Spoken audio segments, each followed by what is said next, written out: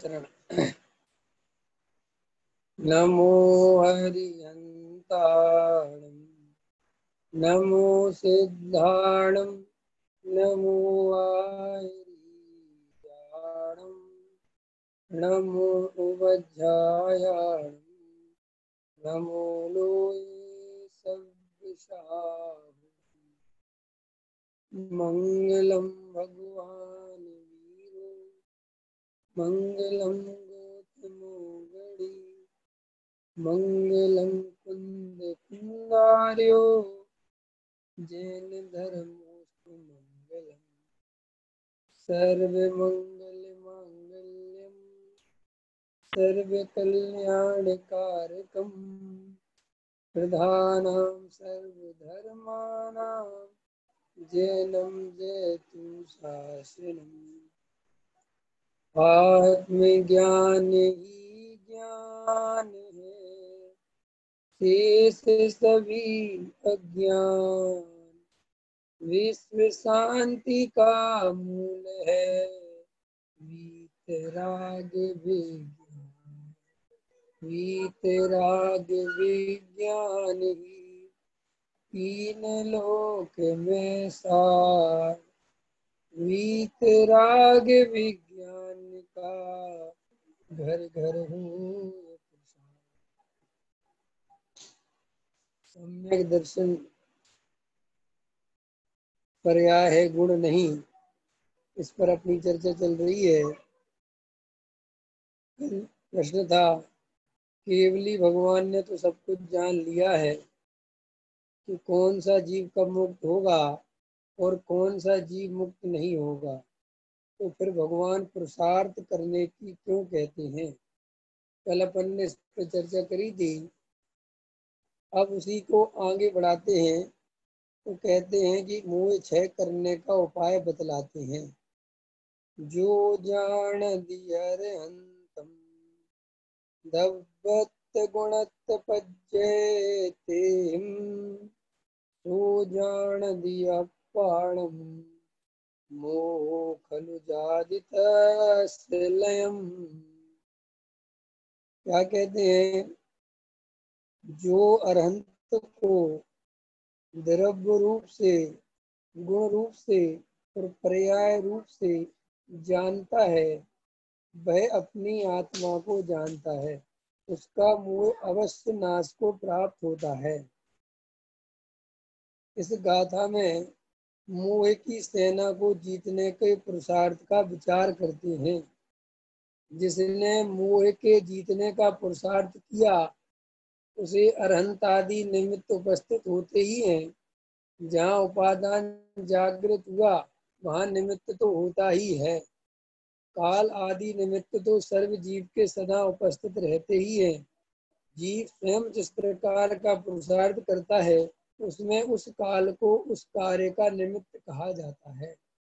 जब कोई जीव शुभ भाव करके स्वर्ग में जावे उस जीव के लिए वह काल स्वर्ग का निमित्त कहलाता है। यदि दूसरा जीव उसी समय पाप करके नरक में जावे तो उसी के लिए काल नरक का निमित्त कहा जाता है। और कोई जीव उसी समय स्वरूप समझकर स्थिरता करके मोक्ष प्राप्त करे उस जीव के लिए वही काल मोक्ष का निमित्त कहलाता है। निमित्त तो हमेशा विद्यमान है, किंतु जब स्वयं अपने पुरुषार्थ के द्वारा अरहंत के स्वरूप का और अपने आत्मा का निर्णय करता है तब छायक सम्यक अवश्य प्रकट होता है और मोह का नाश होता है। देखो ये गाथा बहुत जनागम की बहुत महत्वपूर्ण गाथाओं में से एक है, क्योंकि इसको आचार्य कुंद कुंद देव ने मोह के नाश करने के उपाय में इस गाथा को लिखा है। आचार्य कुंद कुंद देव कहते हैं कि अभी मैं जो गाथा कहने जा रहा हूँ वो मोह के नाश की गाथा है। अगर मोह का नाश करना हो तो ये क्या है, उसका स्वरूप यहाँ पर कहते हैं कि जो अरहंत को द्रव्य रूप से, गुण रूप से और पर्याय रूप से जानता है।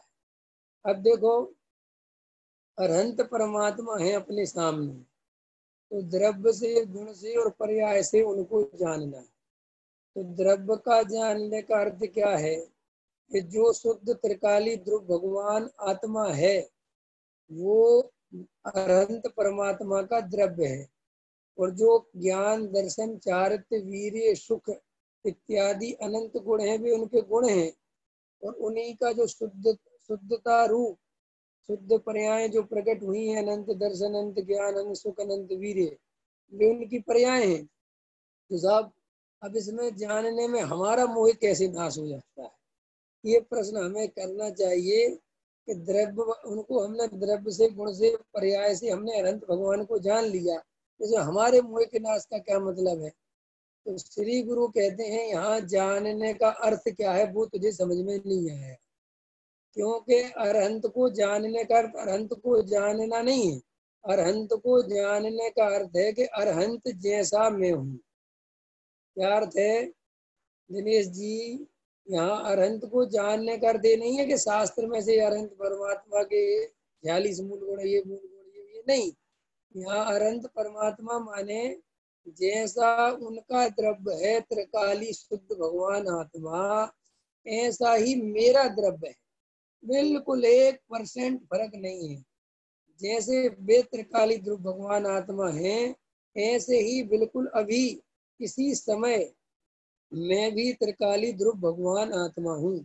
तो उनके द्रव्य में अपने द्रव्य का अनुभव होना, उनकी बात समझकर अपने हृदय में अपनी आत्मा का जागरण होना, अपने द्रव्य की अपने वस्तु ख्याल में आना, अपना द्रव्य ख्याल में आना, इसका नाम है अनंत परमात्मा को द्रव्य से जानना।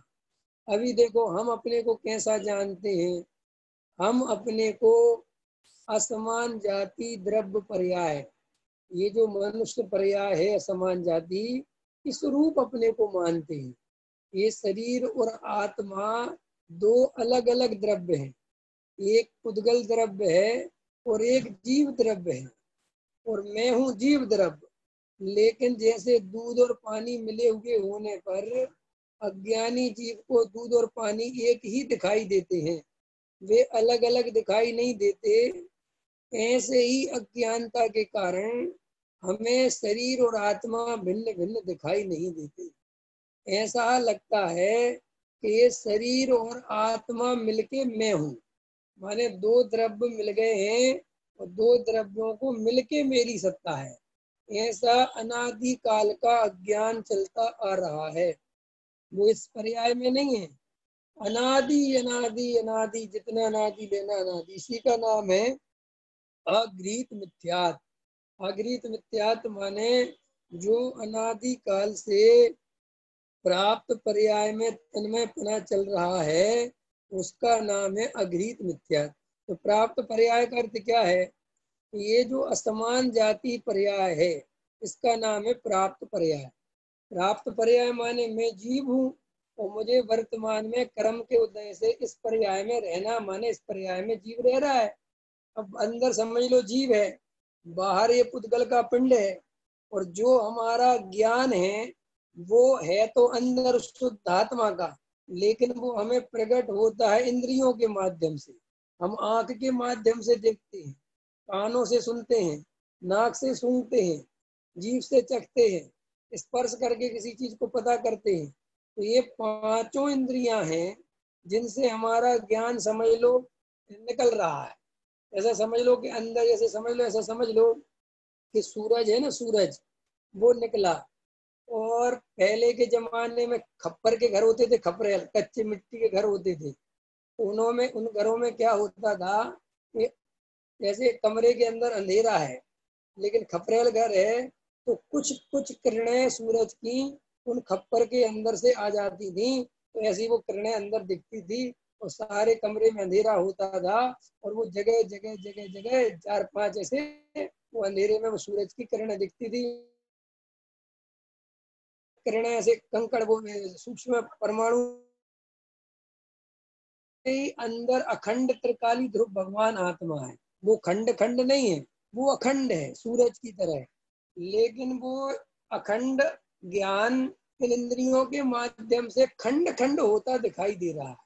क्या कहा दिनेश जी? इन इंद्रियों के माध्यम से वो ज्ञान कैसा होता दिखाई दे रहा है? खंड खंड होता दिखाई दे रहा है, जबकि ज्ञान कैसा है? अखंड। आत्मा कैसा है? अखंड। मैं कैसा हूं? अखंड। लेकिन वो इंद्रियों के माध्यम से जो ज्ञान बट जाता है, कुछ आंख से, कुछ कान से, कुछ नाक से, तो हमें ऐसा लगता है कि मैं इतना इतना खंड खंड हो गया।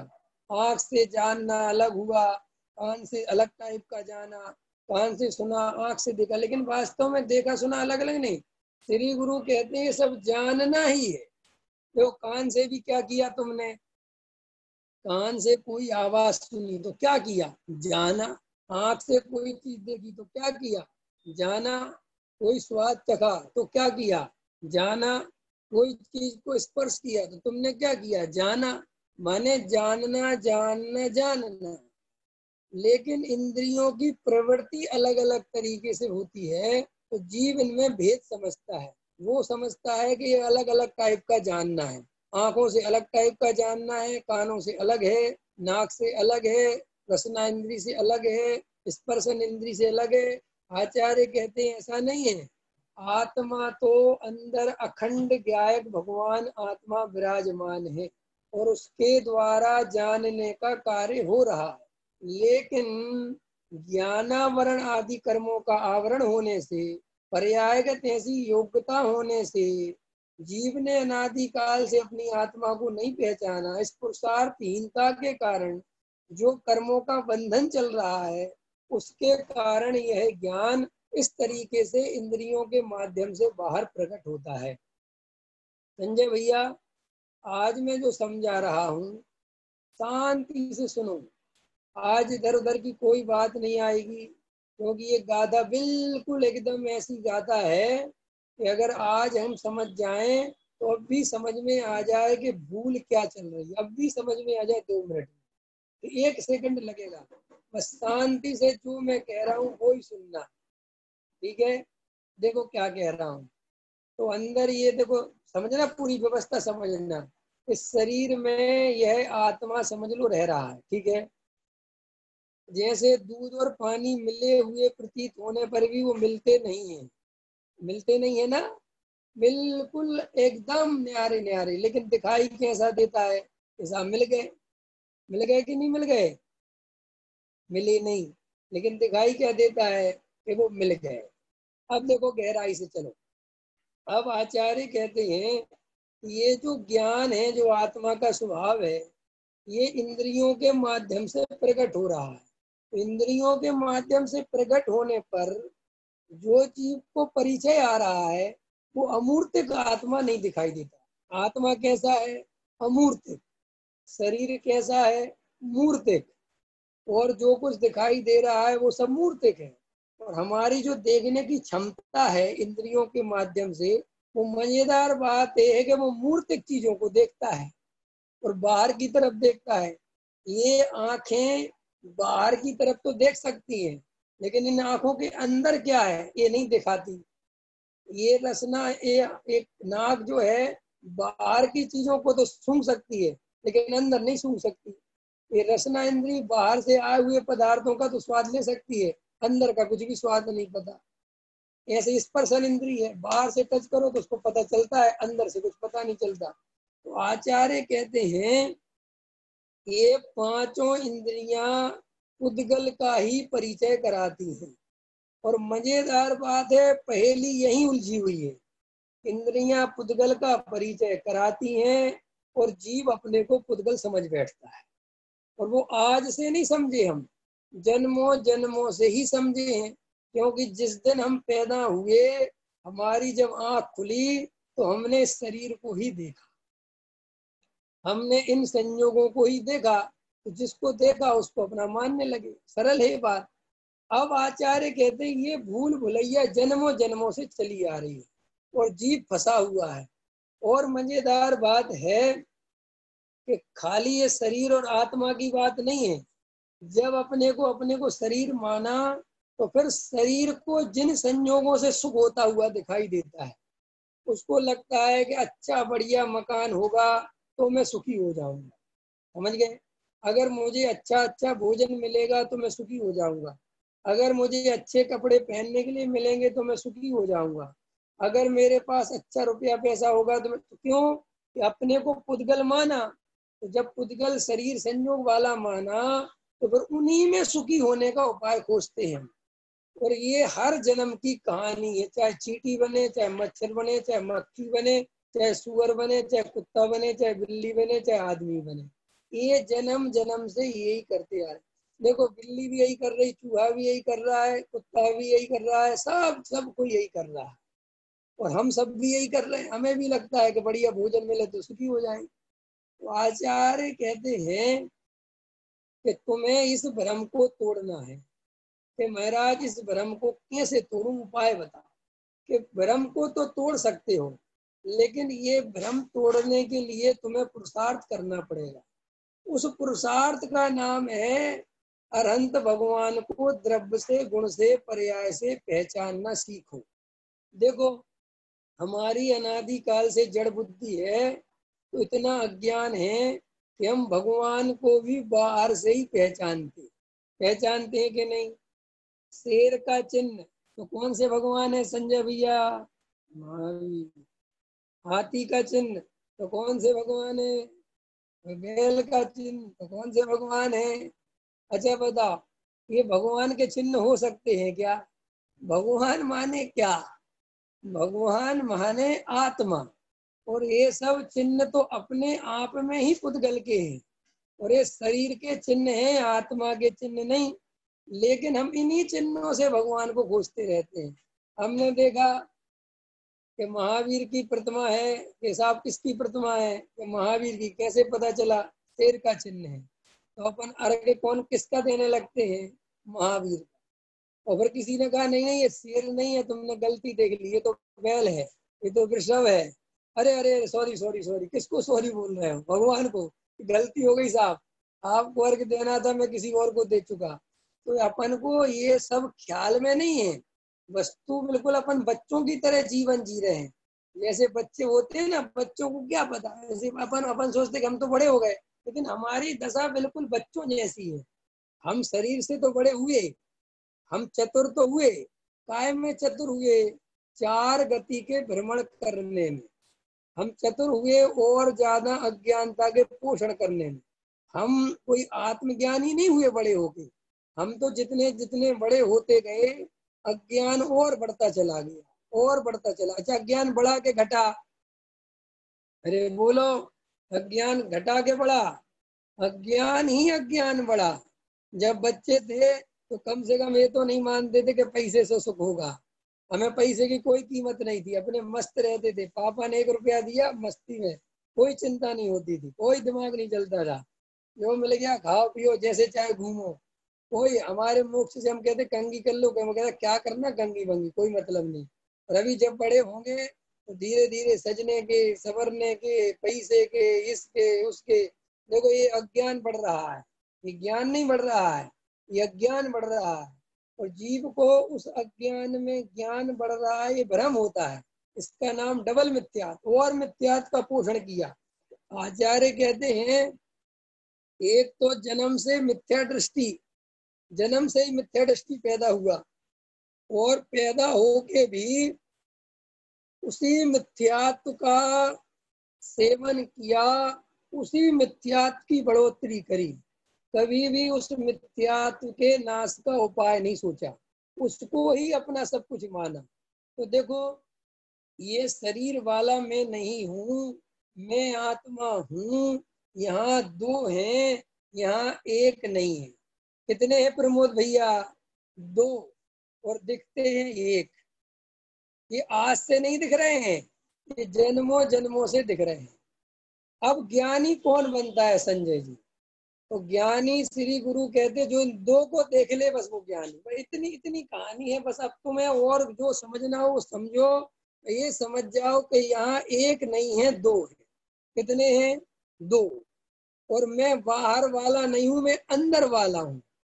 और मैं खंड खंड नहीं हूं, मैं अखंड हूँ। जब हम बोलते ना मैं अखंड त्रिकाली ध्रुव भगवान आत्मा, तो जी अखंड का अर्थ भी बहुत गहरा है। अरे भाई, ये इंद्रियों के माध्यम से जो ज्ञान खंड खंड होता दिखाई दे रहा है, इसके कारण हमें ऐसा लगता है कि मैं ही खंड खंड हो गया। मैं खंड नहीं हुआ, मैं तो सदा काल अखंड हूँ। देखो भाई, ये शरीर छोटा बड़ा होता गया, बड़ा होता गया, बड़ा होता गया, जवान हुआ, अब बूढ़ा हो रहा है। लेकिन आत्मा ना जवान हुआ और ना आत्मा बूढ़ा हो रहा है। मैं तो जवानी को भी जानता था, मैं बचपन में भी जानता था, और अब बुढ़ापे की ओर बढ़ रहा हूँ, मैं से भी जान रहा हूँ कि नहीं जान रहा हूँ संजय भैया। आज से 20 साल की पहले की पिक्चर एकदम ज्ञान में दिखती है कि नहीं दिखती? तो जिस ज्ञान में दिखती है ना, ये सारी फिल्म, आचार्य कहते वो ज्ञान वाली वस्तु तू है। ये जो घटनाएं घट रही ये तू है ही नहीं। ख्याल में आया कि नहीं आया? देखो एक उदाहरण देता हूँ मैं। हम थिएटर में फिल्म देखने गए, वो पर्दे पे फिल्म देखते हैं, तो फिल्म कहाँ है? पर्दे पे है क्या? पर्दा खाली है, प्लेन के नहीं। पर्दा कैसा है? बिल्कुल प्लेन, उसमें कुछ है ही नहीं। और हम पर्दे से राग द्वेष कर रहे हैं, हम पर्दे में हो ये बढ़िया, जबकि वहां कुछ है ही नहीं। वो तो सारा पीछे से जो प्रोजेक्टर लगा हुआ है, वो चित्र तो वहां से आ रहा है। यानी श्री गुरु कहते हैं कि इस जीव को कुछ पता ही नहीं है, बेचारा शरीर संयोगों में ही अपने अपन करके बैठा हुआ है।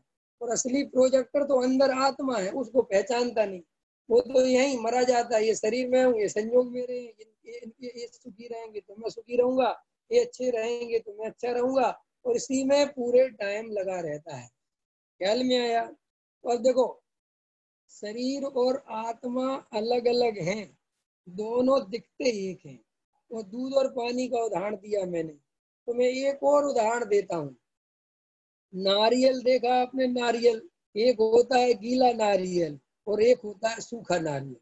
ठीक है, क्या कहा मैंने? एक है गीला नारियल और एक है सूखा नारियल।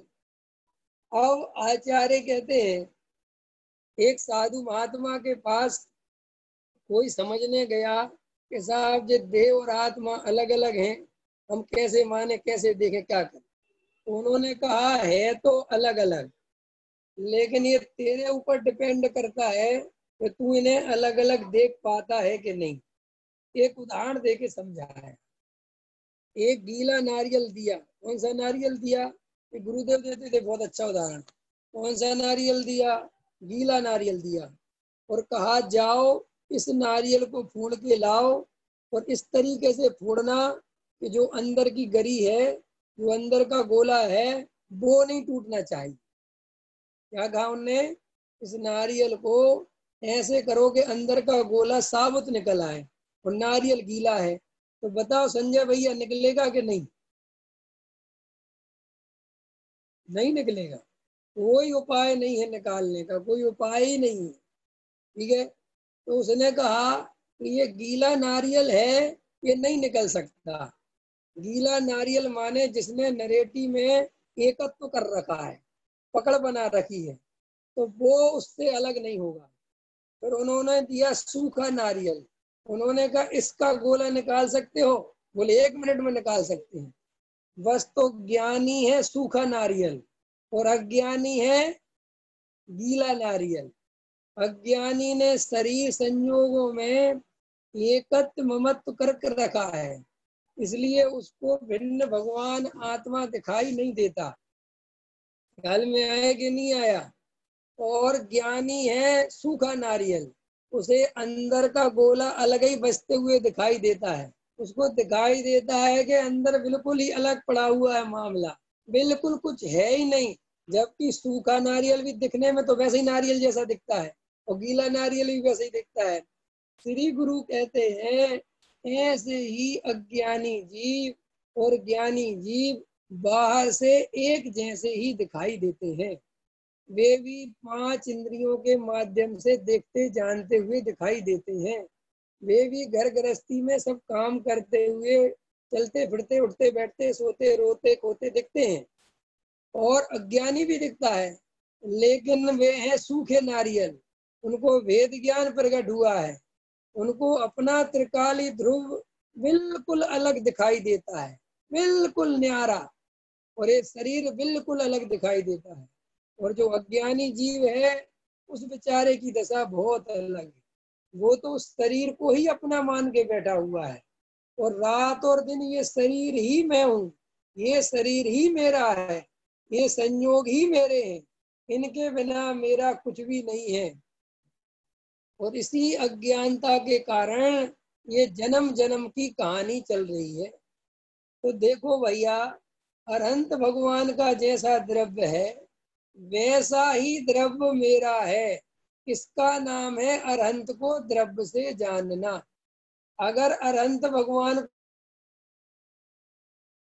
तो तुम अपने को भी दे, तो लोक में क्या होता है? तो देव शास्त्र गुरु की भक्ति भी बाहर से क्यों आती है? क्योंकि वो अपने को भी शरीर रूप अनुभव करता है। तो वो जब भगवान के पास जाता है तो उनको भी शरीर रूप अनुभव करता है, नहीं करता? कैसे करता है? सावलिया पारसनाथ से कर पे भलो विराजो जी, हे बाबा भलो विराजो जी, है ऐसा भजन गाता है। अब पारसनाथ तो ना सावले हैं ना गोरे हैं ना कुछ है, वे तो अतीन्द्रिय आनंद में डूबे हैं और अमूर्तिक प्रदेशों के पुंज हैं, लेकिन वो तो शरीर से भक्ति करता है। बाहुबली की बेल कोई उतारने में समर्थ ही नहीं है, पार्श्वनाथ का कोई सर्प हटाने में समर्थ ही नहीं है। एक बार सर्प लगा तो लगा ही चला जा रहा है। सर्प के बिना पार्श्वनाथ अच्छे नहीं लगते, बेलों के बिना बाहुबली अच्छे नहीं लगते। ख्याल में आया कि नहीं आया? शांतिनाथ अकेले अच्छे नहीं लगते, शांतिनाथ को कुंतनाथ की जरूरत है, कुंतनाथ को हरनाथ की जरूरत है। आदिनाथ अकेले अच्छे नहीं लगते, कहते साथ में भरत और बाहुबली को भी बैठा दो। डॉक्टर साहब तो कहते हैं दिगंबरों का बस नहीं चला ना, नंदा सुनंदा को भी बैठा देते, कहते इनको भी परिवार पूरा ही करो भाई साहब, और ब्राह्मी सुंदरी को भी बैठा दो, पूरी फैमिली पैक चलना चाहिए। तो संसारी जीव मोह के वशीभूत है और वो बेचारा भगवान को भी उसी रूप में देखता है। लोग पता क्या करते हैं, मैंने देखा मंदिर में जाएंगे, अपरिचित मंदिर में या कहीं तीर्थ क्षेत्रों पर जाएंगे तो वे प्रतिमा में चिन्ह देखते फिरते हैं। तो वे 10 मिनट इस बात में खर्च कर दें कि चिन्ह कौन सा है। अरे ये समझ में ही नहीं आता कि वीतरागी देव तुम्हारे जग में जैसा देव कहाँ है। हमें हमें भगवान में क्या लेना देना कि महावीर हैं कि आदिनाथ है कि पार्श्वनाथ है, क्या है इन सब से, क्या है? ये तो बिल्कुल ही कोई काम की बात ही नहीं है। हम 5 मिनट चिन्ह देखने की जगह उनकी भक्ति में डूब जाए ना। देखो भाई पंकज जी, आईने 100 तरह के रखे हों, तुम 100 तरह के आईने में तुम्हारा चेहरा सब में दिखता है, तो तुम आईने की क्वालिटी, आईना किसका है, क्या करोगे? सब जगह क्या करोगे? लोग होता है ना, अपन कहीं जाते हैं, अपने घर के आईने में भी अपना चेहरा देखते हैं, और दूसरे के घर के आईने में क्या देखते हो? उसका आईना देखते हो कि अपना चेहरा है? और धर्मशाला के आईने में भी क्या देखते हो? अपना चेहरा। सब जगह क्या देखते हो? अपना चेहरा। ऐसे ही आचार्य कहते हैं ज्ञानी को छोटी प्रतिमा हो तो, बड़ी प्रतिमा हो तो, अतिशयकारी प्रतिमा हो तो, सिद्ध क्षेत्रों की प्रतिमाएं हो तो, महावीर जी की प्रतिमा हो तो, और कहाँ की सब में से करके हो तो, कहीं की भी हो, सब जगह क्या देखता है? उसमें एकमात्र अपने ज्ञायक भाव को ही अनुभवता है। जैन धर्म में व्यक्तिवाद को कभी जगह नहीं दी गई, लेकिन मजेदार बात है कि हम व्यक्तिवाद बिना रह ही नहीं सकते, क्योंकि मोही की आदत है। मोही जीव व्यक्तिवाद करे बिना रह ही नहीं सकता। देखो दिगंबरों का धर्म वीतरागी है कि नहीं? दिगंबरों का धर्म कैसा है? वीतरागी। लेकिन मानने वाले तो रागी हैं। तो वे रागी हैं तो वे वीतरागता में भी राग का पोषण कर लेते हैं, उसमें भी अपने दिमाग लगा लेते हैं कि कैसे काम चलेगा, कैसे क्या करना है? अपने यहाँ के भी भजन है कि नहीं? एक से एक भजन है। अभी तो मैं एक सच बता रहा हूँ, मुझे एक दिन अभी इतना आश्चर्य हुआ, शाम को जिनवाणी चैनल चल रहा था और एक महाराज जी की, बड़ा नाम है महाराज जी का, भक्ति चल रही थी, भक्ति संध्या हुई। तो बिल्कुल भक्ति संध्या हुई तो एक दो भजन तो उनने, वो जैन धर्म के थे जो भी, ठीक है गाए, वो कोई बात नहीं, लेकिन उनने जो एक भजन गाया और बड़ी भक्ति से गाया, वो भजन ही नहीं था, वो पूरा का पूरा फिल्मी गाना था, और उसमें कोई एक शब्द भी चेंज नहीं किया, और वो उसमें पूरा गाना ही सेट कर दिया उन्होंने। मैंने कहा कुछ तो गाना में कुछ महा भी डाल देते, कुछ तो डाल देते, डालने की जरूरत ही नहीं समझी, क्योंकि वो देशभक्ति का गाना था, वो गा दिया। तो श्री गुरु कहते हैं भाई, अज्ञानी जीव से तुम इससे ज्यादा कोई उम्मीद करना भी मत, और तुम इसकी लड़ाई झगड़ा नहीं करना, उस बेचारे की कोई गलती नहीं है। एक बात बताओ, उसको आत्मा की खबर नहीं है, वो अपने को शरीर रूप मानता है, तो वो उसी से तो भक्ति करेगा, उसी से तो पूजा करेगा, उसी से तो सब कुछ करेगा। अरे ये प्रतिमा देखो कितनी सुंदर है, कि क्या सुंदर है, कि हसमुख प्रतिमा है, कितनी सुंदर दिखती है। श्री गुरु कहते हैं कि ऐसा क्यों हुआ, कि ऐसा कुछ भी नहीं हुआ, अंदर राग पड़ा हुआ है, करे क्या बेचारा, उसको वीतरागता का स्वरूप तो ख्याल में है नहीं, तो वो तो ऐसी चीजों पर लौट जाता है। डॉक्टर साहब कभी कभी कहते हैं इस बात के लिए कि दिगंबरों को प्रतिमा सजाने के लिए अवसर नहीं मिला, उनने वेदियां सजाना चालू कर दी, लेकिन सजाए बिना कोई नहीं रहा। उनने कहा सजाएंगे तो जरूर, क्योंकि हम तो ठहरे रागी, वीतरागी धर्म क्या समझेंगे, हमें तो रंग राग चाहिए। लोगों ने देखो कितने तर्क खोज रखे हैं कि साहब पारसनाथ तो वीतरागी है और वे कुछ लेते देते नहीं है, ये बात परम सत्य है, लेकिन पद्मावती और धनेन्द्र तो रागी द्वेषी हैं, तो वे तो कुछ लेते देते होंगे, तो हम उन्हीं को खुश करने चले जाते हैं। माने ये संसार में किसी पे द्वेष करना नहीं, किसी पे क्रोध नहीं करना, किसी को ये मत सोचना कि साहब ये क्या कर रहे हैं, सिर्फ एक ही बात का विचार करना कि अज्ञानता में यही हो सकता है, इसके अलावा और कुछ दूसरा होने की उम्मीद नहीं है।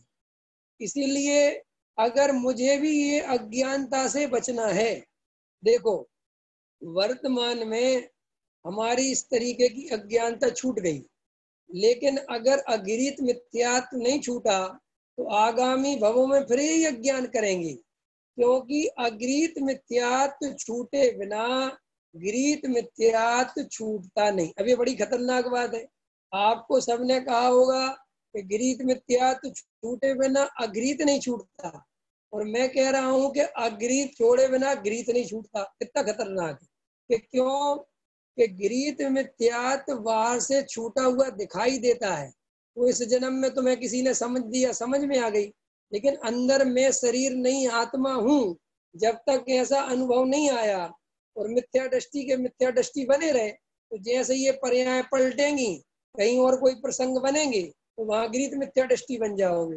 और इसके लिए मैं तुम्हें हजारों पुराणों के उदाहरण दे सकता हूँ कि वो पहले जैन कुल में जन्मा, फिर वो यहाँ से मर के कहीं ब्राह्मण के यहाँ पैदा हो गया, फिर वो कहीं पैदा हो गया, तो क्योंकि उसने अगृहीत मिथ्यात्व का नाश नहीं किया। इसीलिए अगर कोई गृहीत मिथ्यात्व को त्याग करके बहुत प्रसन्न होता है, तो श्री गुरु कहते हैं बहुत प्रसन्न होने की जरूरत नहीं है। क्यों? क्योंकि तुम्हारा अगृहीत मिथ्यात्व नहीं छूटा। और अगृहीत मिथ्यात्व कैसे छूटता है? जब देह और आत्मा को भिन्न भिन्न जानकर मैं त्रिकाली ध्रुव भगवान आत्मा हूँ, ऐसा जो अनुभव करता है, ऐसी जो प्रतीति करता है, ऐसी जो श्रद्धा करता है, ऐसा जो निर्णय करता है, उस जीव के अगृहीत मिथ्यात्व छूटता है। और अगृहीत मिथ्यात्व छूटे बिना हम चाहे जितने प्रसन्न हो कि हम मुमुक्षु बन गए, हमारा तो गृहीत मिथ्यात्व छूट गया, हम तो कहीं नहीं जाते, इन बातों से ज्यादा खुश होने की जरूरत नहीं है। और वर्तमान पर्याय में भी याद रखो कि अभी भी कोई घनघोर प्रतिकूलता आ जाए तो कहो इसी भाव में गृहीत मिथ्यात्व का सेवन कर लो, क्योंकि आत्म दृष्टि के बिना वो बल प्रकट होना बहुत मुश्किल है। कभी कभी तो क्या होता है, ये जो हमारा पुण्य का उदय है ना, ये बहुत हेल्प करता है गृहीत मिथ्या छोड़ने के। पुण्य का उदय है, कोई परेशानी है नहीं, तो हम बहुत कहते पड़ते क्या करेगा कोई भगवान, क्या रखा है किसी में। और जब मुसीबत आती है तब आगल पागल आदमी भी कुछ भी कहता है तो उसकी सुन लेते हैं लोग। ख्याल में आया कि नहीं आया? वे बाबा बन के बैठे, गांजा चिलम पीते हैं, शराबी जुआरी, लोग उनकी सुनने लग जाते हैं। रोड चलते पंडितों को हाथ दिखाने चल जाते हैं, कहते बताओ भैया हम बहुत परेशान चल रहे, शनि 7:30 ही चल गई, बहुत दिक्कत है, बताओ है। नहीं समझ में आया। जिस जो पंडित दूसरों का भविष्य सुधारता है, वो बेचारा एक कमरे के मकान में रहता है, वो अपना भविष्य नहीं सुधार पाया। वो भी संसारी जीवों को ये समझ में ही नहीं आता भैया। और ये अपन को अभी वर्तमान में हंसी आती है, लेकिन जब पाप का उदय तीव्र हो तब जीव को कुछ नहीं सूझता, कुछ समझ में नहीं आता। हमारे आचार्य भगवंतों ने इस बात को समझाने के लिए कि तीव्र वेदना में कैसी जीव की दशा होती है, तो कैसी दशा होती है कि एक आदमी घर में परेशान हो रहा है, उसके कान में बहुत पीड़ा है, वहां से एक पुरुष निकलता है और वो व्यक्ति इसके कहता है कि भैया बहुत तकलीफ है, तो वो कहता है कि बकरे की पेशाब डाल दो। क्या कहता है कि कान में बकरे की पेशाब डाल दो। वो एकदम उसी समय कहता है शर्म नहीं आती आपको ऐसी बातें करते हुए, मैं बकरे की पेशाब डालूंगा? कभी नहीं डालूंगा, भाग जाओ इधर से, कोई और उपाय हो तो बताओ। तो वो कहता है कि और कोई दूसरा उपाय मुझे पता नहीं, और वो कह के चला जाता है। तो देखो थोड़ी देर में जब पीड़ा नहीं सही जाती, पीड़ा बढ़ती ही चली जाती है, तो धीरे से अपने बेटे से कहता है जाओ बकरे की पेशाब ले आओ। तो वो कहते पिताजी अभी तो आप बहुत गुस्सा कर रहे थे, अभी तो आप बहुत चिड़चिड़ा रहे थे, कह रहा बकवास बंद कर और जाके लेके आ। तो आचार्य ऐसे ही कहते हैं कि ये अगृहित मिथ्यात्व जब तक नहीं छोड़ोगे और ये बाहर की अनुकूलताओं में अथवा गृहीत मिथ्यात्व के त्याग में अपने को भ्रम से धर्मात्मा मान लिया, तो समझ लेना इस भाव में भी ठग गए। जन्मों जन्मों से ठगे आ रहे हैं, और इस भाव में भी पुण्य का उदय ठगे बिना नहीं रहता। आपको पता है ये जो पूजा पाठ भक्ति स्वाध्याय, ये जितनी भी क्रियाएं हैं, जितने भी बाहरी धर्म साधन हैं, अगर जीव आत्मज्ञान नहीं करता, वेद विज्ञान नहीं करता, तो यही साधन उसको ठग लेते हैं। क्योंकि वो बेचारा इनसे अपने को धर्मात्मा समझ लेता है। उसको लगता है कि मैं तो बहुत धर्म कर रहा हूँ, मैं तो लगा ही पड़ा हुआ हूँ, लेकिन उसको पता नहीं है कि देह और आत्मा को जब तक भिन्न नहीं जाना, अपने त्रिकाली ध्रुव भगवान आत्मा का जब तक अनुभव नहीं किया, तब तक ऐसे भिन्न मानने की कोई कीमत नहीं है। तो देखो भैया, बात फिर से समझ लें कि गृहीत मिथ्यात्व का त्याग करके अपने को खाली परमात्मा ही मानना।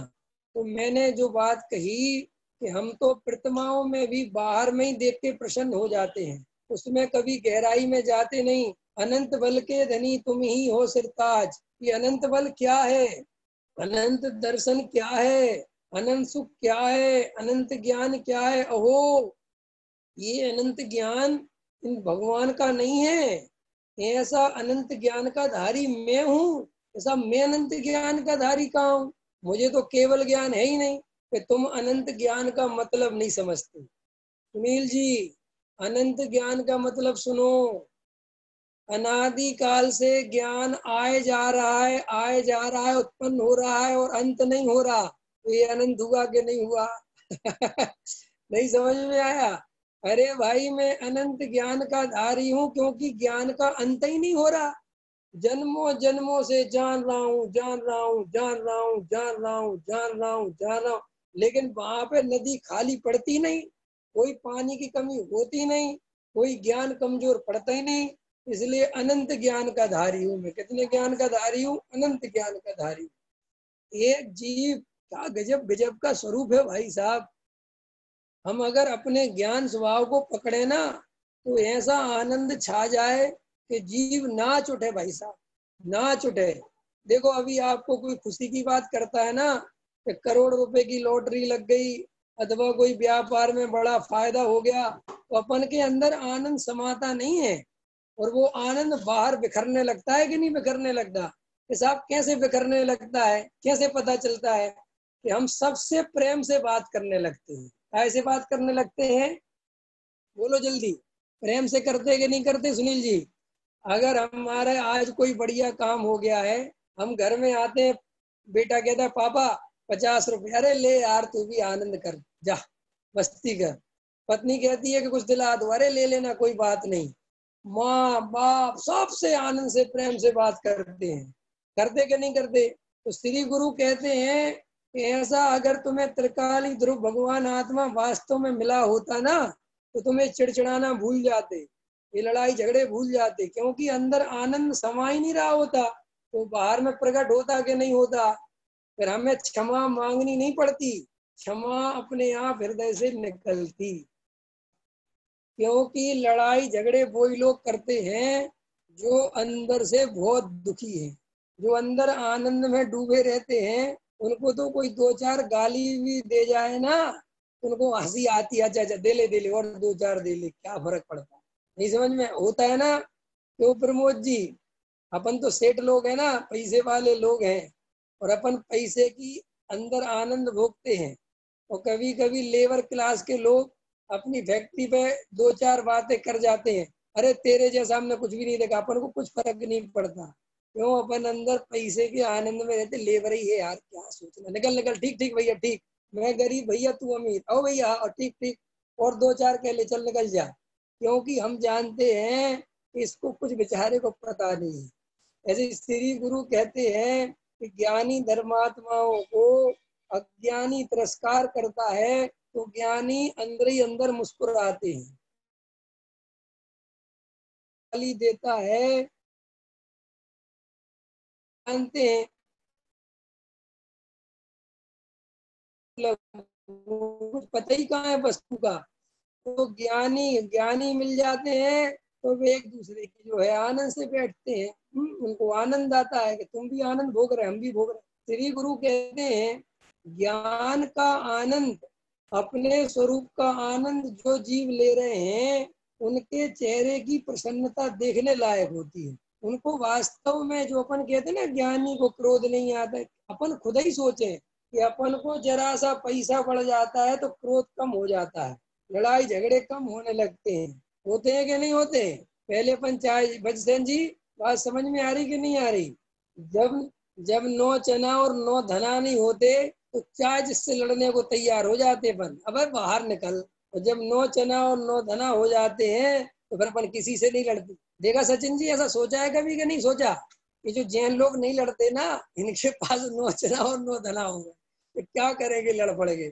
लेकिन जो रोड पे लड़ते फिरते हैं लोग, बेचारे क्या करें? उनको लड़ना ही सब कुछ है, कहते काम तो कुछ है नहीं। ऐसे श्री गुरु कहते हैं कि ज्ञानी जीव किसी से नहीं उलझता। उलझे क्यों? वो कहता है इन मूर्खों के साथ टाइम बर्बाद करें तो करें क्यों? जैसे अज्ञानी ने ज्ञानी से कहा कि तू महामिथ्या दृष्टि है, तू नरक में जाएगा। तो अज्ञानी क्या, ज्ञानी क्या कहेगा कि तू जाएगा, तुझे कुछ पता है? ऐसा नहीं बोलेगा। ज्ञानी कहेगा बिल्कुल सही कहते हो, ऐसा ही है। मुझे बहुत अच्छे से ध्यान है, ये तो समय समय की बातें हैं। जब मैं गांव में रहता था, तो मेरे बाबा थे, तो हमारे बाबा पूज्य गुरुदेव का सत्संग करते थे, तो उन्हें सत्संग किया था। तो हमारे गांव में समझ लो पूरे मोहल्ले में वे ही अकेले सोनगढ़ी थे। समझ गए नहीं समझ गए? तो क्या होता था कि मोहल्ले के बहुत सारे लोग उनको कहते थे कि नरक में जाओगे तुम, कल में आए ना, तुमने जो ये सोनगढ़ धर्म अपना लिया है ना, नरक में जाओगे नरक में। तो हमारे बाबा मुस्कुराते रहते थे। और उस समय जब मैं 9वीं 10वीं में होऊंगा, 8वीं 9वीं में होऊंगा, तो मैं थोड़ा नया नया बड़ा हो रहा था, तो मैं थोड़ा अकड़ में रहता था। तो मैं अपने बाबा से कहता था कि तुम्हें सुनते क्यों हो किसी की? अरे सोनगढ़ी हो, जबकि मेरे को, मैं भी चिढ़ता था सोनगढ़ी से, लेकिन मेरे बाबा थे तो मैं कहता था तुम सोनगढ़ी हो तो कोई किसी के खेत थोड़ी काट लिए, उनको जवाब दिया करो। तो मेरे बाबा मुझे भी देख के मुस्कुराते थे, और वो कहते थे कि बेटा जब समय आएगा तुम्हारी योग्यता भली होगी, तो हो सकता है तुम समझ जाओ। और मेरे को हमेशा कहते थे, मेरे बाबा कभी मुझसे नहीं कहते थे कि ये करो वो करो, वो हमेशा कहते थे मेरी भावना पढ़ोगे, ये तो मुमुक्षुओं की नहीं है, ये पढ़ो, ठीक है ना। फिर कहते थे चैड़ाला जी पढ़ोगे, ये पढ़ो, ये तो मुमुक्षुओं की नहीं है, ऐसा मैं जो पढ़ने का मन करता था, वो कहते थे पूजा पाठ तो तुम्हें अच्छा लगता है ना, ये तो महाराज वालों है, तो जाओ पूजा पाठ करो, खूब करो। वो मुझे कुछ मना नहीं करते थे। तो मैं सोचता था कि यार पता नहीं ये क्या है, और वो खुद पढ़ते रहते थे, वीतराग विज्ञान वगैरह सब पढ़ते रहते थे बैठे बैठे। तो जब मैं जयपुर चला गया और 1 साल पढ़ के जब आया मैं जयपुर से, तो बाबा थे, तो बाबा कहने लगे अब बताओ जवाब देना चाहिए कि नहीं देना चाहिए। अरे मैंने कहा बिल्कुल नहीं देना चाहिए। तो श्री गुरु कहते हैं कि ऐसे ही जब तुम्हें इस आत्मा की सच्ची दृष्टि हो जाएगी, अपना स्वरूप मिल जाएगा, तब तुम्हें अज्ञानियों पे क्रोध नहीं आएगा, उन पे करुणा आएगी। क्या आएगी? करुणा।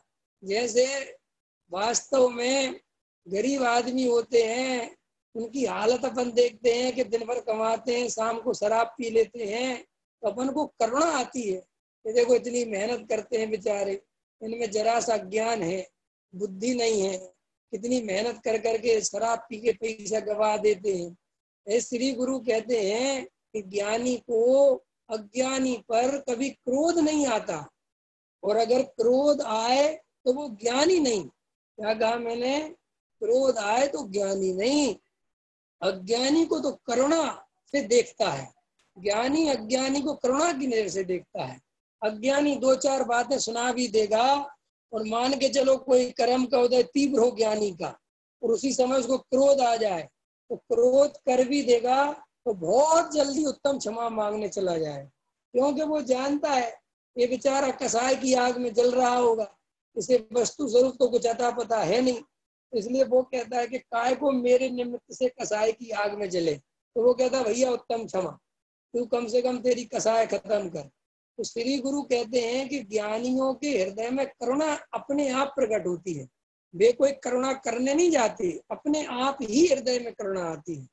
तो हम जिनेंद्र भगवान की जब भक्ति करें, जिनेंद्र भगवान की आराधना करें, तो जिनेंद्र भगवान मेरे से अलग हैं ऐसा सोच के आराधना नहीं करें। अरे भाई वो एक बहुत अच्छी रचना है ना, ऐसा ही प्रभु मैं भी हूँ, ये प्रतिबिंब सो मेरा है, भली भांति मैंने पहचाना, ऐसा रूप सो मेरा है, ज्ञान शरीरी अशरीरी प्रभु तब कर मोसे न्यारा है। तो वो वहां पे वो भजन में वो भगवान के लिए नहीं कह रहे हैं ज्ञान शरीरी, ये ज्ञान शरीरी माने मैं, अशरीरी माने मैं, और सब कर्मों से न्यारा हूँ। ख्याल में ये भक्ति करो भगवान की, तब तुम्हारे हृदय में जिनेंद्र परमात्मा की मूरत दिखेगी, तब तुम्हें समझ में आएगा अरे ये मूरत भगवान की नहीं है, ये मूरत तो मेरी है। ये तो, और सुनो, इस भजन की बात नहीं है, अपने यहाँ मूल आगम में समंतबद्ध आचार्य कहते हैं कि जिनेंद्र भगवान दर्पण के समान है। काय के समान है? दर्पण के समान। वो बिल्कुल दर्पण के काम करते हैं, जैसे दर्पण में तुम शरीर को निहारते हो, ऐसे ही जिनेंद्र भगवान के सामने अपने को निहारो। क्या कहा बसेन जी? दर्पण में देह निहारी और प्रतिमा में आत्मा को निहारो, तो भगवान आत्मा अनुभव में आए। अब हम तो चिन्ह देखते फिर रहे हैं। अरे क्या देखना चिन्ह? वीतरागी देव तुम्हारे, जैसा जग में देव कहाँ, मार्ग बताया है जो मुझको कह न सके कोई और यहाँ, वीतरागी देव तुम्हारे, जैसा जग में देव कहाँ। इस तरीके से जब हम अज्ञान को छोड़ के जिनेंद्र भगवान के चरणों में जाएंगे, उनका स्वरूप पहचान कर अपना स्वरूप पहचानेंगे, तो श्री गुरु कहते हैं तेरे मोह का नाश नहीं रहेगा। मोह फिर टिक ही नहीं सकता। अरे मोह टिकाने के लिए अज्ञान चाहिए, और मोह के नाश के लिए ज्ञान चाहिए। मोह टिकता नहीं ज्ञान के सामने, और अज्ञान के सामने मोह हमेशा खड़ा रहता है। इसलिए भाई हम सभी गहराई से तत्व का अवलोकन करें, गहराई से तत्व विचार करें, अब ये क्रम से जो अपना स्वाध्याय चलेगा, इसी गंभीरता के साथ इसमें चर्चा आगे बढ़ेगी, तो हम सभी इसी क्रम से अपने भावों को सजोएं और शुद्धात्मा की ओर दृष्टि करें। इसी मंगल भावना के साथ अभी की बात पूरी करता हूँ। सहजानंदी